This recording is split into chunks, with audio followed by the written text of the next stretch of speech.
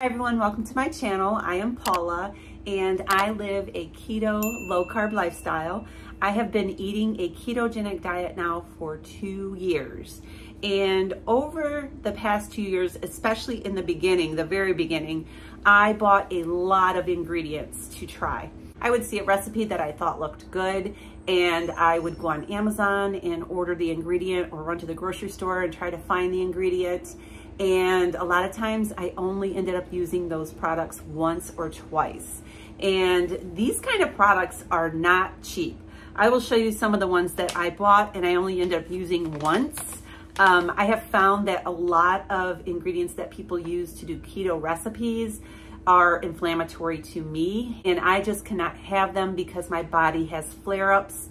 My joint pain starts to come back and they're just not worth it to me. A lot of people may be able to have these products and do just fine on them, but I just can't. I'll show you 4 ingredients that I found back in the back of my pantry. I was cleaning it out today and that's when I decided to do this video.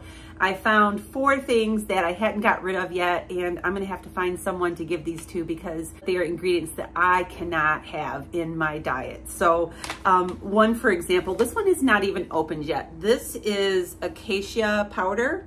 So I bought it for a recipe and I ended up not even making the recipe because of some of the ingredients that I found in the recipe that were inflammatory. So I wasn't able to have them. So I don't even know. I'm gonna have to also check the expiration dates on these too to make sure that they're okay to give away.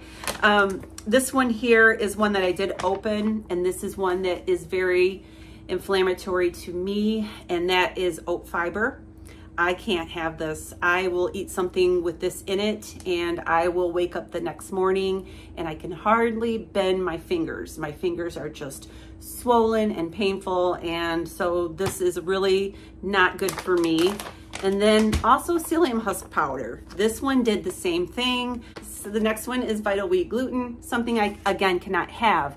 But this is just an example showing you these of things that I've purchased over the past 2 years to try in ingredients, and a lot of times I either had some kind of reaction to the ingredients or I didn't like how the recipe turned out and I ended up not using it again. So over the past 2 years, I have whittled down my baking ingredients. Right here, I will insert a little video clip of the inside of my cabinet that has my baking ingredients that are my go-to baking ingredients that I use, maybe not daily, but I do use them weekly in certain recipes. All of the products that I show you today, I will put links down below in case you are looking for a certain product. You can just click on that link and you will be taken over to the site where these are purchased. Most of these were purchased on Amazon. I do have one that was purchased off of a website, and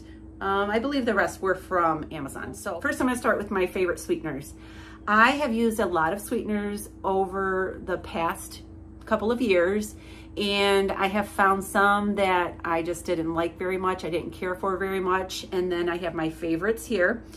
And I have different sweeteners for different recipes. The only one I don't have today is powdered sweetener. I do use powdered sweetener to make glazes with. I also use it in some dessert recipes. I'm out of it right now. The one that I like to use is in a like teal light blue bag.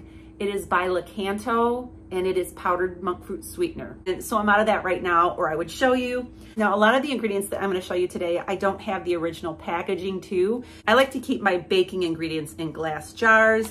If you keep them in bags like this, they can get moisture in them and then they can get clumpy and all stuck together. They're still usable, but I just like to store them this way. This is my favorite granular sweetener. This is monk fruit. This one, I believe, is Keto, this brand right here. You can see the top up there, Keto. It is granular white monk fruit. This to me is a perfect replacement for standard white sugar, and you just use it the same cup for cup measurements. I had bought this a while back just to try, and I ended up liking it, so I will be purchasing this again. But this is golden monk fruit sweetener. This is not the same as brown sugar sweetener, which I'm going to show you in just a second. This is like the sugar in the raw. I like to mix this with cinnamon. It makes a really good cinnamon and sugar topping. This one here is my brown monk fruit sweetener. This would be used in place of brown sugar. It packs down like brown sugar, and I believe this brand is also Lakanto as well. I tend to purchase Lakanto products. There are certainly other brands that make these type of products. Then there's allulose. I really like allulose. I like the flavor of allulose. There is not, in my opinion, an aftertaste to allulose. It's also a more mild sweetener. It's not super overly sweet, and I really like that. This is perfect for ice cream. I have an ice cream recipe, you guys. It is over on my website, lowcarbrevelation.com. I use allulose. It keeps the ice cream from getting rock hard. Even after you freeze it in the freezer, it's scoopable. I use it in a lot of other recipes. I have found though that this does not work in recipes that you want to make crunchy. I have a pizzelle recipe that is really delicious. That is over on my website as well. Just a flat little delicious cookie. And this does not work with that. I tried it once. They were very pliable and rubbery. They did not come out crispy. So for that recipe, I always use the granular sweetener. This is why I have different kinds of sweetener. Then the last sweetener that I use is stevia glycerite. And this is stevia that is in a liquid form, and it's a little bit thicker of a, it's almost like a syrup, but not quite. And it's pretty sweet. So you don't need much of this. So that's the sweeteners that I use. I also have a breading that I use for a lot of recipes. I just recently did a video on how I make my crispy breading, and I wanted to throw that in here because it is a baking mix. There's 4 ingredients in here. You can go to my website, type in crispy breading, and you will see this recipe. Use this for a bunch of recipes. I use this for my breading if I want something to have a breading on it. I also will use this as a topping. If you want a crunchy topping on top of a casserole, you can also put this like in your meatloaves and your meatballs to help hold them together and give them flavor. So I thought I would throw that in here, although I do keep this in the refrigerator. The next ingredient that I use a lot of is egg white powder. This one in here is by Keto Chow. I do have a link for Keto Chow down in my description where you can get a discount. There are also egg white powders on Amazon. I will try to find a few good ones that I have used before and link them down below as well. But this is just pure egg white powder. This works really well in bread recipes. It also makes a really good protein-packed angel food cake. I do have some egg yolk powder. This goes in my bread recipe. The next thing is beef gelatin.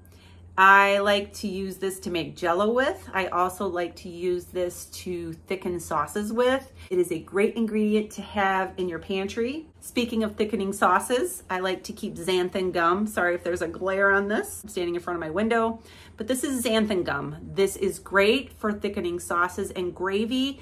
This goes a long way. You do not need much of this. When I'm making gravy, I will put like a half a teaspoon of this in my gravy or my soups that I want to be thicker, and it will thicken it up. You don't need a whole lot. It lasts a long time. And then I have cream of tartar. I like to buy this in a big bag because I use it a lot in my egg white bread that I make. I also use baking powder. And this baking powder I pick up at Aldi. It is very inexpensive at Aldi, so I won't have a link for you down below for this, but I'm sure you can find this just about anywhere. Also have been using protein powder quite a bit in my baking recipes. This is a very clean ingredient, low carb protein powder. The ones that are sweetened with stevia. I have strawberry, chocolate, vanilla. I like them all. They just came out with a new one that I haven't tried yet, but I'm sure it's delicious. It is the salted caramel. I have a link for the Equip protein powder down in the description below this video where you can go and shop with my discount. This is a very good protein powder. It's great for baking. It's also great if you just need a quick protein shake, if you haven't hit your protein goal for the day. I love this cocoa powder. It is so rich. Anthony's Organic culinary grade cocoa powder. All the time before I discovered this, I just used the Hershey's cocoa powder, the unsweetened. But after I had this, that was it. This is the only cocoa powder I want to buy. It is so delicious. It is so rich tasting. I have a hot cocoa recipe that is really delicious over on my website. I use this also to make little chocolate fat bombs, and the chocolate tastes like expensive, rich chocolate. It tastes so good. And then my last ingredient is almond flour. I don't use almond flour as much as I used to when I first started keto, and I was making a lot of bakery keto treats. We don't have a whole lot of keto treats anymore. Occasionally I'll make like donuts or something like that, but for the most part we don't eat a lot of those little sweets anymore. We just don't need them. We don't crave them anymore. But I do keep almond flour on hand all the time, just so that I have it in case I need it for a recipe. Those are my go-to bakery ingredients. I use them very often, and none of the ones that I showed you, besides the ones I showed you in the beginning, cause me any problems. I don't get inflammation from any of these. They're all really clean, and I do really well on all of these ingredients. And you can make so many different recipes with all of these different ingredients. So I hope you enjoyed this video. Make sure you subscribe to my channel. Give me a thumbs up. I will see you tomorrow when I do my 0 carb day. Oh, so tomorrow is Ed's birthday, my husband, and I'm doing a carnivore day on his birthday. So it just happened to fall on a Wednesday, and right now I'm in a challenge for the month of September to do 0 carb days on Monday, Wednesday, and Friday. So we are planning on going out to eat tomorrow. So it's gonna be very interesting to see how it's gonna go for me on a 0 carb day when we go out to celebrate his birthday. But anyways, I'll see you tomorrow and show you what I'm eating throughout the day on a 0 carb day. And until then, have a great day and God bless.